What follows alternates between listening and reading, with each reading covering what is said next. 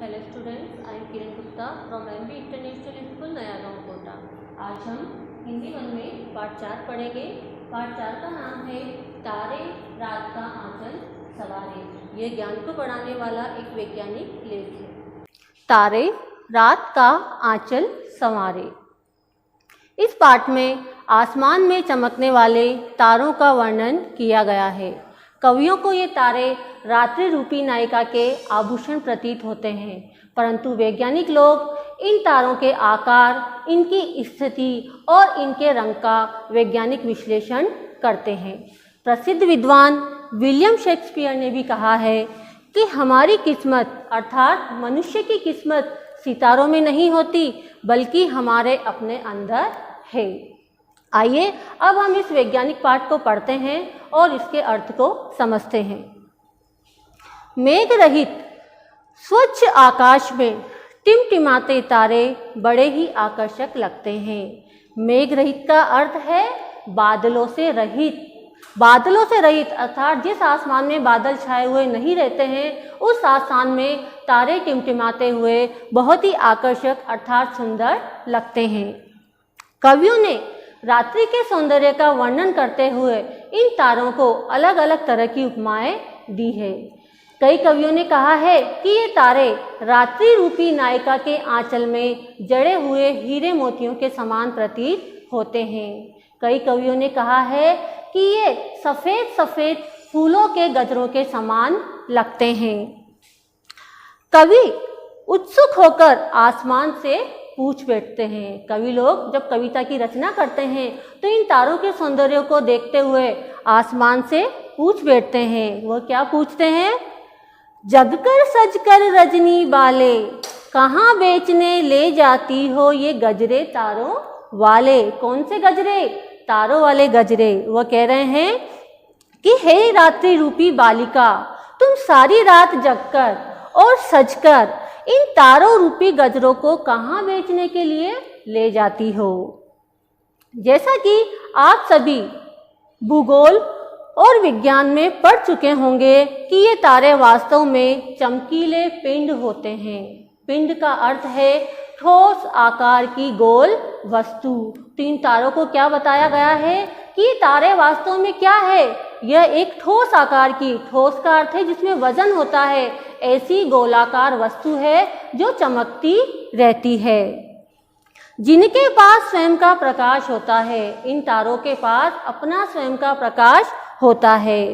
पृथ्वी से बहुत दूर होने के कारण यह तारे हमें छोटे छोटे दिखाई देते हैं। कई बार बच्चे पूछते हैं कि तारे हमें छोटे छोटे क्यों दिखाई देते हैं, तो इसका उत्तर यह है कि चूंकि ये हमारी पृथ्वी से बहुत दूर हैं, इसलिए यह हमें छोटे छोटे दिखाई देते हैं। सूर्य भी एक तारा या नक्षत्र है। सूर्य भी एक तारा है और तारों को ही हम नक्षत्र भी कहते हैं, जिसके चारों तरफ हमारी पृथ्वी चक्कर लगाती है। इस सूर्य के चारों ओर हमारी पृथ्वी चक्कर लगाती है और हमारी इस आकाश गंगा में हजारों नहीं, लाखों नहीं, करोड़ों ऐसे तारे और नक्षत्र है। इन तारों के पुंज को ही आकाश गंगा कहा गया है। नक्षत्र आकाश में चमकीली गैसों की गेंद के समान प्रतीत होते हैं। यानी कि जो तारे होते हैं ये नक्षत्र होते हैं, ये 2 तरह की चमकीली गैसों से बने हुए रहते हैं। उन गैसों का नाम है हीलियम और हाइड्रोजन। इन दोनों गैसों के मिलने से एक नाभिकीय ऊर्जा उत्पन्न होती है। यह ऊर्जा बहुत ही शक्तिशाली होती है। ये दोनों गैसें मिलकर इन नक्षत्रों को, इन तारों को इतना गर्म कर देती है कि ये नक्षत्र चमकते रहते हैं। जब इन तारों में हीलियम और हाइड्रोजन ये दोनों गैसें समाप्त हो जाती है तो यह तारे गैस और धूल के एक विशाल बादल के रूप में फट जाते हैं। सूर्य ही पृथ्वी के निकट स्थित सबसे बड़ा नक्षत्र है। हम जानते हैं कि सूर्य ही वह ग्रह है जो पृथ्वी के सबसे निकट का ग्रह माना गया है। इसलिए यह पृथ्वी से सबसे बड़े आकार के पिंड के समान दिखाई देता है। आकाश गंगा में ऐसे करोड़ों नक्षत्र होने के कारण बस प्रकाश पुंज की तरह तारों के रूप में ये हमें दिखाई देते हैं। वैज्ञानिकों का अनुमान है कि ऐसे नक्षत्रों की संख्या 200 करोड़ अरब से भी ज़्यादा है। इन नक्षत्रों के आकार भिन्न भिन्न होते हैं, यानी क्या इनका आकार किसी का बड़ा होता है, किसी का छोटा होता है। बहुत से नक्षत्र तो सूर्य के समान विशाल होते हैं, बड़े होते हैं, कुछ पृथ्वी के बराबर के होते हैं और कुछ मंगल और बुध ग्रह के बराबर होते हैं। पृथ्वी से देखने पर ऐसा लगता है कि यह नक्षत्र एक दूसरे के पास पास स्थित हैं, मगर ऐसा नहीं है। ये नक्षत्र एक दूसरे से बहुत दूर स्थित होते हैं। वैज्ञानिकों का अनुमान है कि सूर्य, जो हमें पृथ्वी के सबसे निकट का ग्रह लगता है, वह भी लगभग पृथ्वी से 1 करोड़ मील दूर स्थित है।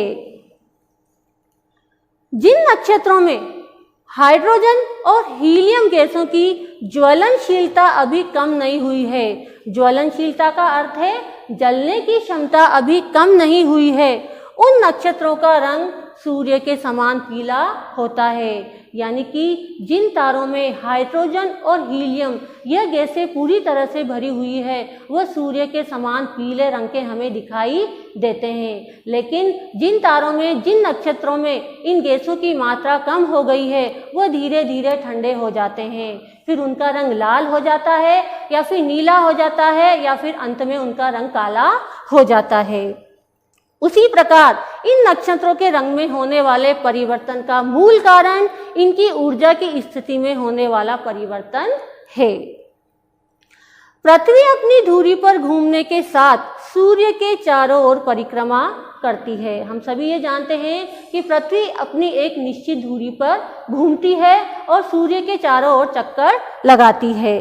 इसी परिभ्रमण गति के कारण हमें ऐसा प्रतीत होता है कि सूर्य और नक्षत्र चल रहे हैं। परिभ्रमण गति के कारण हमें ऐसा लगता है कि पृथ्वी नहीं बल्कि सूर्य और नक्षत्र चल रहे हैं, परंतु ऐसा नहीं होता है।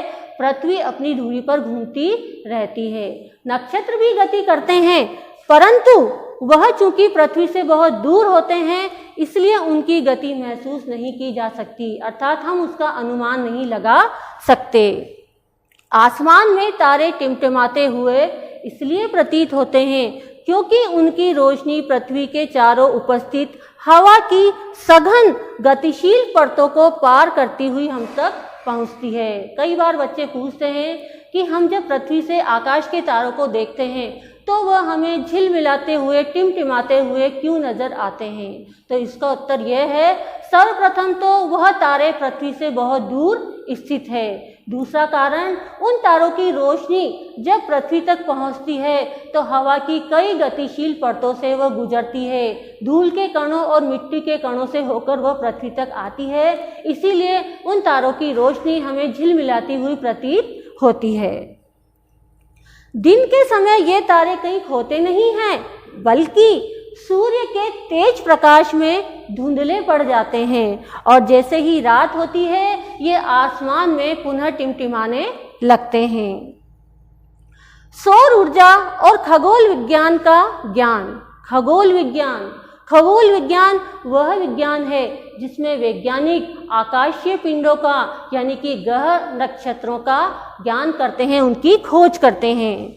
तो सौर ऊर्जा और खगोल विज्ञान का ज्ञान जो जो बढ़ता जाएगा, विश्व मानवता के कल्याण हेतु अनगिनत प्रयास तेज होते जाएंगे।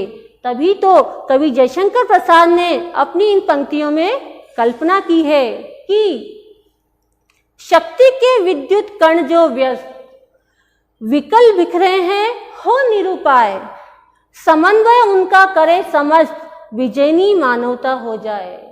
कवि जयशंकर प्रसाद ने अपनी अग्रिम पंक्तियों में कहा है कि ये जो ग्रह नक्षत्र हैं यह शक्ति के विद्युत कण हैं और ये हमारी आकाश गंगा में निरुपाय यानी बिना किसी उपाय के और व्याकुल होकर बिखरे हुए हैं। समन्वय उनका करे समस्त, विजयनी मानवता हो जाए। यदि मानव उन सबका समन्वय कर ले, उनके संबंध में खोज कर ले, तो यह मानवता के लिए बहुत बड़ी विजय होगी। Thank you.